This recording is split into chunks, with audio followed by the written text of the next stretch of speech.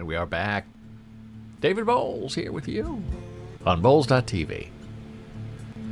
Well, now we're going to dig into a very, very interesting topic. Something that I've been wondering about and thinking on and investigating for many years now. Not that it means anything. It's called NIL, which to me has always translated to name in likeness.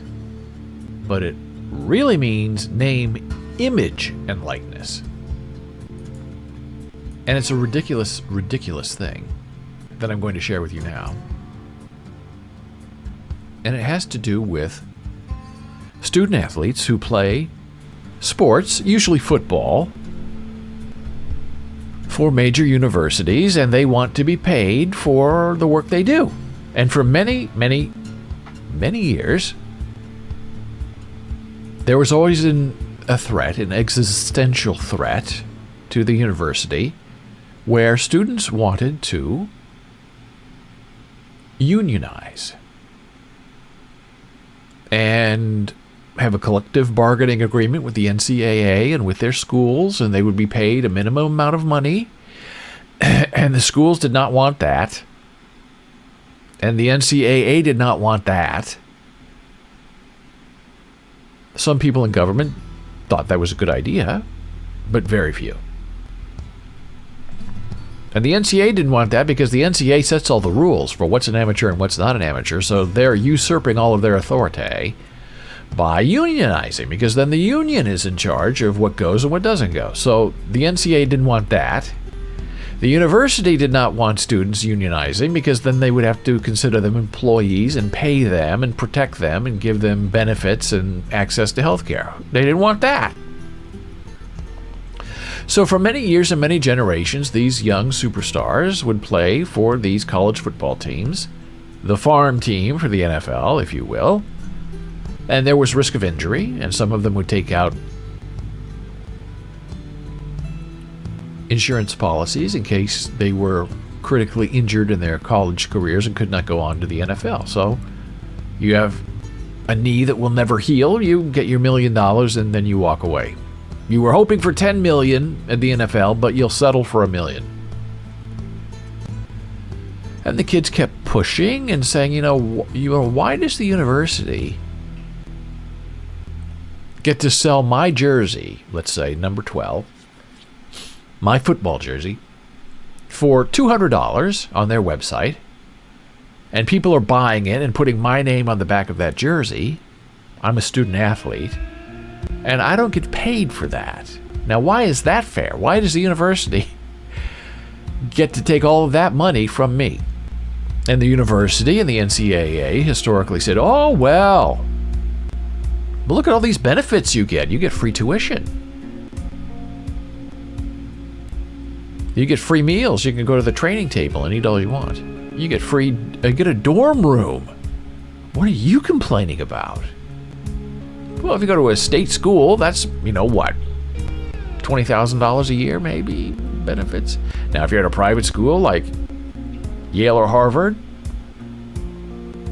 that's probably worth $80,000 a year.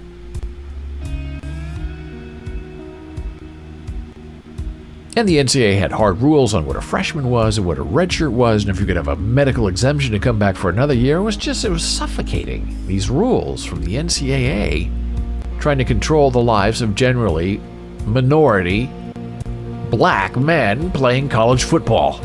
Now this goes on out into women's volleyball and maybe women's basketball, but we're generally talking the big money of college football. So the students, as they aged, and some of them would hire agents with the idea of, well, I'm getting ready to go to the NFL, so I'm allowed to have an agent. The NCAA didn't like that. The schools didn't like that. Schools didn't want agents on the school grounds, and the agents were paying these players, these superstar players, under the table, saying, look, I'm going to pay you now. I'm going to pay you $10,000 a semester. And then when you graduate, you sign with me as your agent. I take 10% of your $10 million contract. And a lot of these kids who would come from poor families and needed to support their families, and their mothers would say, okay, I'll take that deal. And some people got found out and some people didn't. Then there were the insider jobs where a booster would say, well, I own this used car lot over here. You star football player, why don't you come and work for me? I'll put you on commission. And I'll pay you $10,000 a semester to not have an agent and to just stay in school, and I'm not bribing you, I'm supporting you by giving you a job that just happens to pay $1,000 an hour, whatever. And that was untenable too. In some schools and some people got in trouble, but a lot of people looked the other way. And who can blame the athletes from saying, look, I don't know how long my career is going to be. An NFL career is what, averages 4 years? I think the average is 4 years, 4 or 5 years for everybody. That's not a lot of time to make money. Baseball players can play for 10, 15 years. Basketball players can play for 10, 15 years. Football players get hurt very quickly. So there was this rising tide, this fomented anger in these student athletes who each year and each generation would get smarter and quicker. And the NCAA could say, what are we supposed to do? And kids said, well, we're going to band together and go take you to court so we can unionize and get protected. And the NCAA and the school said, oh my gosh, don't go to court. That would be terrible. Because we're not going to win. You're going to win. Because when you say that you're indentured slaves and indentured students, and we make $200,000 off each player, and we're only having to pay you $20,000 in dorm and tuition waivers, you'll win. So this is what happened. And it's the most ridiculous thing you're ever going to hear about. This NIL thing. Name and image I and likeness L. So what does that mean? Well, it now means that students can make deals without involving their schools or getting approval by the NCAA, where they can be hired as spokespeople, influencers, if you will, on Twitter and Instagram, and they can advertise stuff and people can pay them directly. Now, just saying that sounds so ridiculous and so dumb. And it is a little bit foolish for me to have to say it out loud. Because that is ripe for abuse and misuse. So, this name, image, and likeness. It's your name that we can put on a shirt, your likeness, your image. We can take a picture of you and sell it and have it. Your likeness, we can draw a cartoon of you, suggesting it's you, and you can sell it too. So this is the official, ridiculous NCAA website from June of this year. NCAA college athletes will have the opportunity to benefit from their own name, image, and likeness beginning on Thursday. Governance bodies in all three divisions today adopted a uniform interim policy suspending NCAA name, image, and likeness rules for all incoming and current student athletes in all sports. This is where it gets really interesting. The new policy provides the following guidelines to college athletes, recruits, their families, and their member schools. Individuals can engage in NIL activities that are consistent with the law of the state where the school is located. Now that's interesting.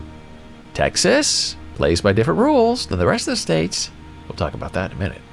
Colleges and universities may be a resource for state law questions. College athletes who attend a school in a state without an NIL law can engage in this type of activity without violating NCAA rules related to name, image, and likeness. Individuals can use a professional services provider for NIL activities. That's an agent. Student-athletes should report NIL activities consistent with state law or school to another school. So this is NCAA raising the white flag saying, okay, students, you win. You're the money makers. You are the stars. We have to retain some kind of semblance that we have any kind of law and order, but go out and get an agent, and you and your family members can sell your name, image, and likeness as you wish. That's what it means. NCAA official page. Questions and answers on name, image, and likeness.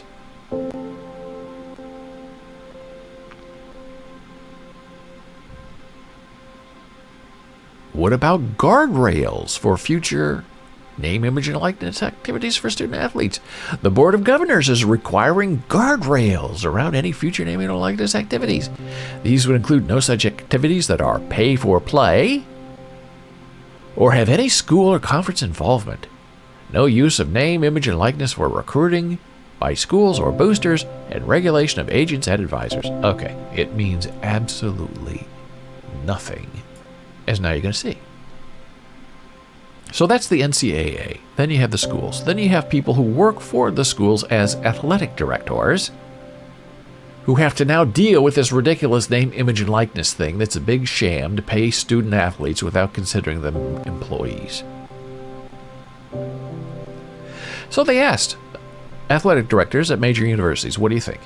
Do you think allowing student athletes to monetize their name, image, and likeness could reduce compensation for coaches and administrators? No, 59%. Maybe, 34%. Yes, 6%. We'll see about that.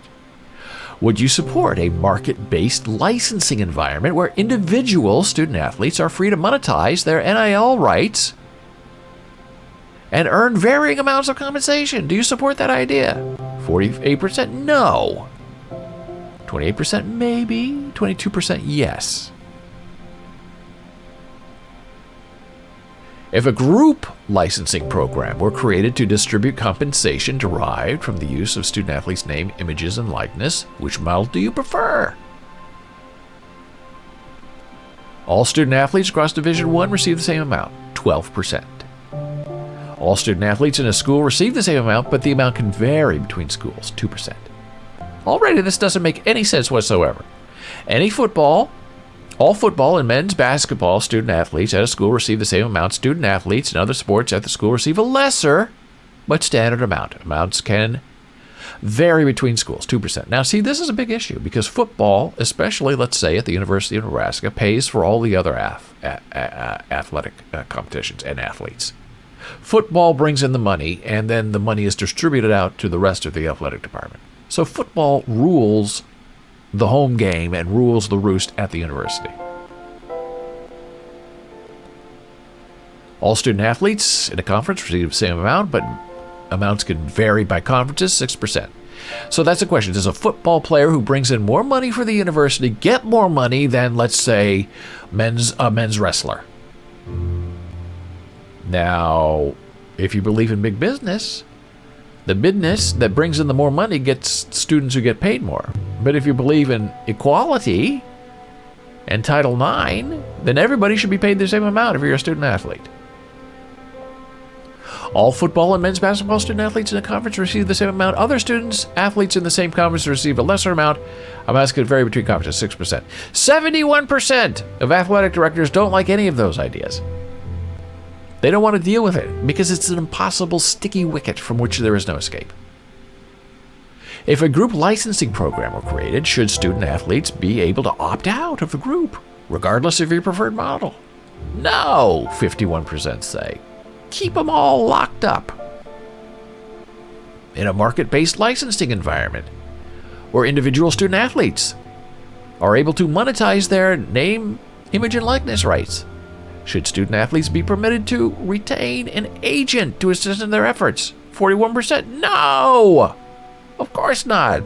The athletic directors want to maintain control of their athletes. They don't want to get calls from agents saying the quarterback wants 10% more than the defensive back, which is going to happen and is already happening. The process of gathering NIL rights to student athletes is moving too slow, 20%, at the right pace, 42%, too fast, 36%. I think we know the answer is way too fast. So there you go. That's from the athletic directors. Now let's ratchet in and focus just a little bit more. Historically, this is Senator Ernie Chambers from Nebraska, represents Omaha. Was in the legislature, the unicameral, for many, many, many, many years, ran unopposed, could not be beaten in Omaha. So what do? The only black guy in the whole unicameral, and he would wear short sleeve muscle shirts, and he had big muscles when he was young. And he was wild, and you could not tame him because he was Ernie Chambers. What do you do with a guy like that? Well, you term limit him. And that's exactly what the legislature did. They got rid of Ernie Chambers. But the law was written in such a way that once he served 2 terms or whatever it was, he could leave and then come back and serve 2 terms and then leave and come back. And that's exactly what's happened. Ernie Chambers is still in Nebraska unicameral. And here he is in May of '83. So at least since '83, Ernie Chambers has been trying to stand up for these minority students who play for the University of Nebraska-Lincoln. And for many, many generations, the tasteless joke on campus was the only black people in the school are on the football team. And unfortunately, that terrible truth was actually a fact. So here he is, dressed as a Nebraska player, saying that these students should be employees of the university. Never went anywhere. Outrage. Who does Ernie Chambers think he is to tell us what to do with our money? Well, he was proved right. He says it's only a matter of time before universities pay athletes, and he's making headway into all of this. And this was written in August of this year, so Ernie is still around. Ernie Chambers has campaigned for decades for student athletes in high-profile college sports to receive compensation and protection, whether or not it is sanctioned by the NCAA. Big-time football is big business par excellence, whose only reason for being is revenue generation, Ernie Chambers said in a 1981 column in the New York Times. There is no God but football, and coach is in its profits, and profit is the prophet's business. Won-loss records are the balance sheet. Ernie Chambers saw exploitation and under the table yet obvious moves to circumvent rules and compensate athletes who were learning all the wrong lessons. The players who labor in hazardous occupation and produce huge revenue should be paid like any other students are paid for campus jobs. Who can argue with that? Oh boy, a lot of people argue with Ernie Chambers about that. In the early days, Ernie Chambers said he was laughed and mocked. But in the ensuing years, public perception and national momentum has shifted in his direction. Most recently with the NCAA's decision to allow athletes to pursue compensation for their NIL, name, image, and likeness. Pressure was mounting from state legislatures that passed measures to allow the same. Those states included Nebraska, where the legislature passed a bill introduced by another Omaha senator who says her work on the issue is not over. Chambers, who left the state legislature for the second time last year because of term limits, remembers those who ridiculed or supported him and his ideas, and he has receipts.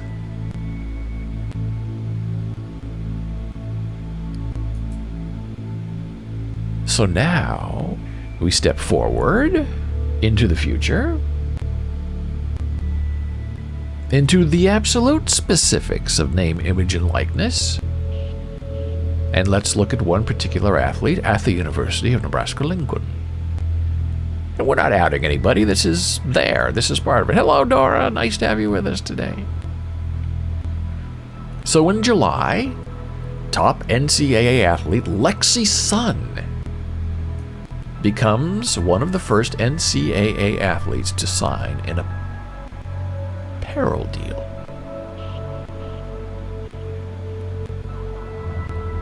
In response to the College Athlete Economic Freedom Act, Lexi Sun partners with volleyball apparel company Ren Athletics to design her very own crew neck sweatshirt. Name, image, and likeness.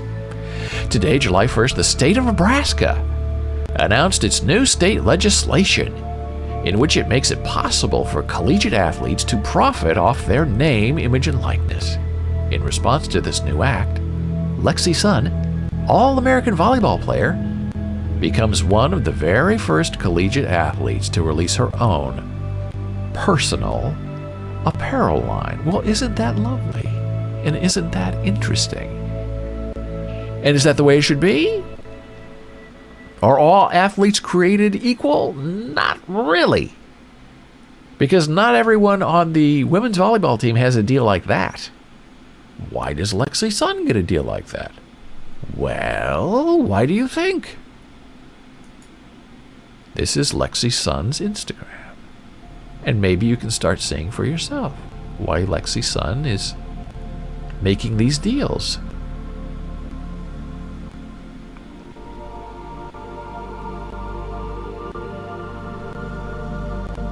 Lexi Sun has personality. She's quite lovely. She's a winner. She is a leader. She first played at Texas and didn't like it at Texas, and she came to the University of Nebraska-Lincoln and had some wild success. Lexi Sun is beautiful. Lexi Sun is smart. Lexi Sun is likable. Lexi Sun has a fantastic name. And when this all first started, there was this big joke rumor thing that Lexi Sun would be the new spokesmodel for Capri Sun. Lexi Sun, Capri Sun. She has the perfect name. This must be part of her clothing line. See the little logo there? That's what I'm wondering. I don't know. I don't really follow her. I just found her for you for the topics of this conversation. So this is all very natural, wonderful, natural images from Lexi Sun. But wait, there's more. From August of this year, Borsheim's big Warren Buffett owned, at least at one time, jewelry store, international jewelry store located in Omaha, Nebraska. Well, look at this. Borsheim's has an announcement. We are thrilled to announce our partnership with University of Nebraska-Lincoln volleyball star Lexi Sun and introduce the Lexi Sun Edit, a stunning selection of simple, chic jewelry to incorporate into your everyday style. Learn more by visiting this website. And there is Lexi Sun, I guess, modeling her Borsheim's jewelry. So Lexi Sun is making bank off her name, image, and likeness. Is there a little bit of jealousy from the football team? From the women's basketball team? From her cohorts on the women's volleyball team? I don't know, but you know human nature. And here are the comments. Oh, $25,000 affordable to me. And it goes on and on. And this is where it gets a little bit interesting. I don't know if you know what a runza is. Runza, born, bred, manufactured in Lincoln, Nebraska. It's like a hamburger, onions, wrapped in a bun, sealed, baked. That's a runza. Then you cut it open and you put cheese in, or jalapeno, or mozzarella, pizza sauce, and make it a pizza runza or a cheese runza. Famous. They're called protein bars in Nebraska. So this is both sad and a little bizarre that Runza Restaurants made a historic announcement on Wednesday. This is in June of this year, saying they will offer endorsement deals to Nebraska area college athletes. Well, isn't that interesting? Starting Thursday, July 1st, Runza's marketing director says the company will pitch the deal to the first 100 athletes who opt in to Open Doors Deals platform. This is a new and exciting era of college sports. Runza has a long history of partnering with area colleges and universities for athletic sponsorships, and now changes to the name, image, and likeness policy allow our brand to directly support student athletes. With Open Doors, we're able to connect with these athletes and operate the campaign from pitch to payment in one compliant platform, making it scalable for us and simple for the student athlete. Now, we don't know anything more about this because no one's talking, but I think these deals have to be reported to the university.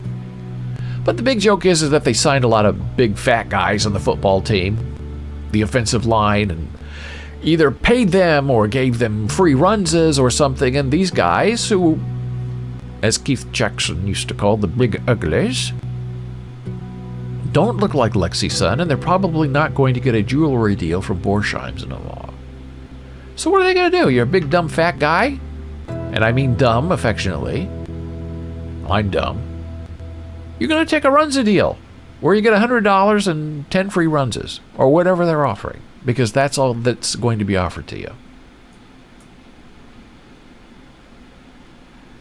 And now this came out this week.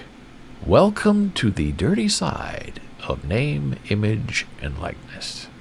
Oh boy. And all of this was predicted the day it was announced. And it makes the NCAA look really, really ridiculous.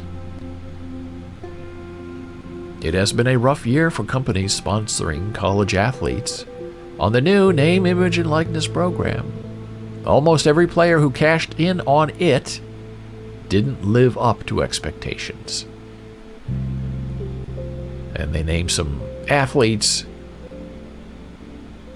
The poster child was Quinn. Was it Evers? I can't see, I'm old. Not being able to cash in as a high school quarterback in Texas. Evers left early to go to Ohio State and promptly signed a reported $1.4 million deal with an autograph guy.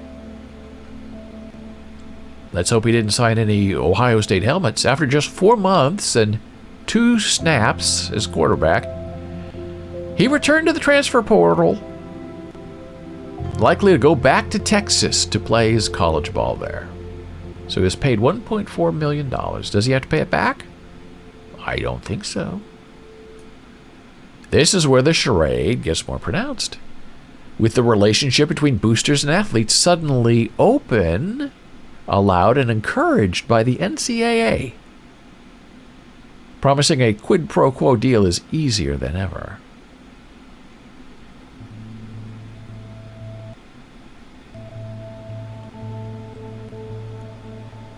What a genius idea. Have a slush fund that masquerades as a charity to stunt blowback, but never have any pressure by any company because the return on investment won't be tracked. The first initiative is called the Pancake Factory, which will give $50,000 to every Texas offensive lineman on scholarship. Now, how many schools can afford to get boosters together to pool their money like that into what appears to be a fake charity to pay offensive linemen, and I don't know if they're just starters or backups or everybody on the team, $50,000 each just for putting on the Texas uniform? A few schools could probably compete on that level, but not all of them. With that announcement, every lineman, none of whom are likely to be marketable at all, who is thinking about going to Texas, now knows that $50,000 is coming to you from that program. If you just sign the letter of intent, you can go to Texas, be on the offensive line, and we'll pay you $50,000. It's never talked about directly. And linemen are perfect for this kind of setup. They are worth the $50,000 because of their roles on the field are essential. And they're not marketable. They don't look like Lexi Sun. The hilarious part, of course, is that no one cares about their name, image, and likeness, right? That money's not being spent for them and their marketability. That money is being sent to have them work in the pits on the front line.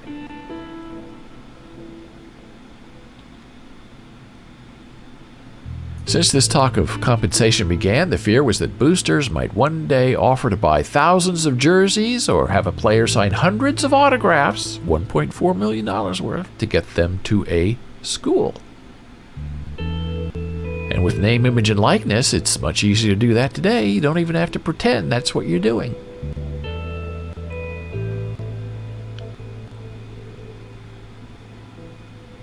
So that's where we are. Where the big schools like Texas can drum up all this money and create all these fakeries and get away with it. But it doesn't stop there. Michigan State, football, basketball players, not the wrestling team, not the dive team, not the soccer team, not the rugby team. No. Football and basketball players will get $500 a month in a stipend in a new NIL deal.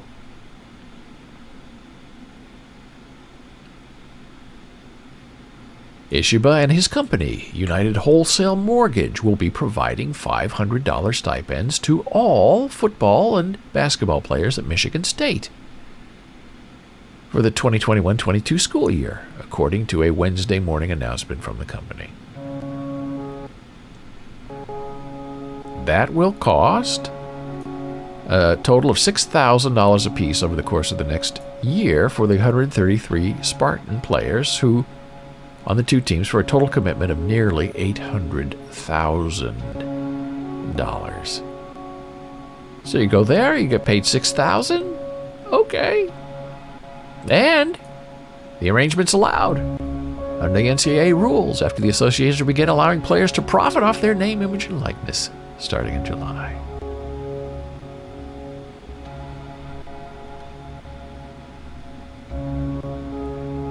So there you go. Go to Michigan State, get $500. But if you're a big fat ugly, you can go to Texas and you can get $50,000. What school would you choose?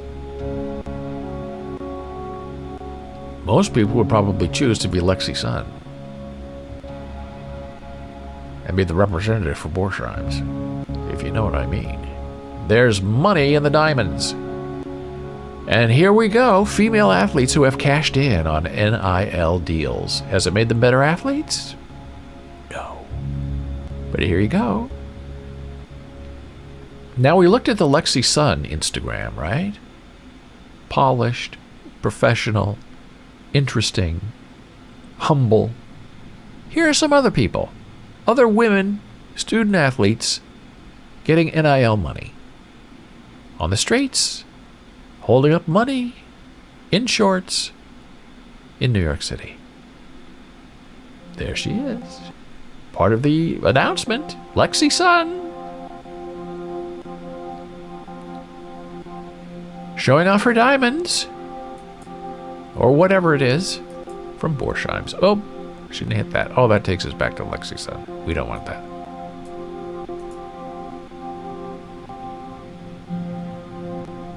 Some video that I won't play. Here we go. Somebody's getting free Chipotle, I guess. You're a spokesman for Chipotle and its name and likeness. Okay. Now this is interesting.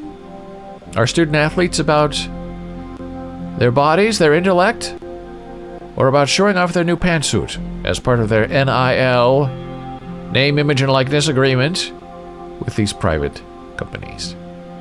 Well, the evidence is in the eyes. You see it, you know what's going on. UCLA commitment, promoting Spalding sports, that makes sense, sort of. Breaking limits, degree. So that's where we are.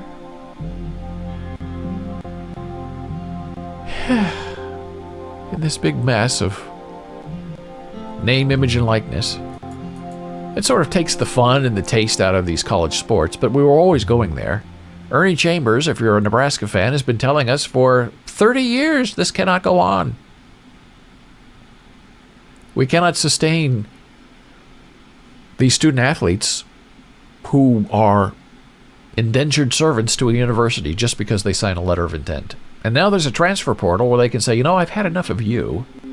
I'm putting my name in. I'm going to another school and you can't stop me, which I think is really, really good, because it didn't used to be that way. It used to be if you signed a letter of intent, you had to stay for 4 years. Then they changed it that you could go, but you couldn't go into the same conference. Then they changed it, you could go, leave and go to the same conference if your coach agrees. And if your coach didn't like you, your coach could say, you can go, but you can't go to the same conference. You can't go across the street, across the state lines to our rival and play for them, not after I paid for you for 2 years. And then they said, you can go across the state, but you have to sit out a year. You won't lose any eligibility, but you can't play right away. You have to be punished for changing your mind. So all that's done. That's gone. That's good. Students can go play where they want to play. And that's affected recruiting in many ways. Students now don't have to worry about being recruited or making the wrong decision. You can go and get $1.4 million by saying they're going to play for Ohio State and then go back to Texas and get more money. You're not stuck to a school. And a school is not stuck to you. A school could say, look, you're not playing well enough. We're not taking away your scholarship, but maybe you want to go explore the portal and see if someone will take you. So this is just the beginning of a big stinky mess in name, image, and likeness that is going to haunt college sports for the next generation or two, until I think these students are just allowed to be free agents and go wherever they want and play whatever they want and get paid for whatever they want.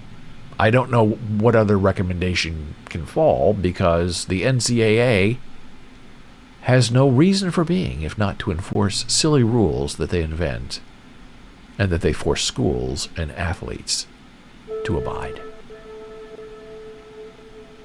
And with that, my friend, we're going to take a very brief blood pressure break, and I will see you again momentarily.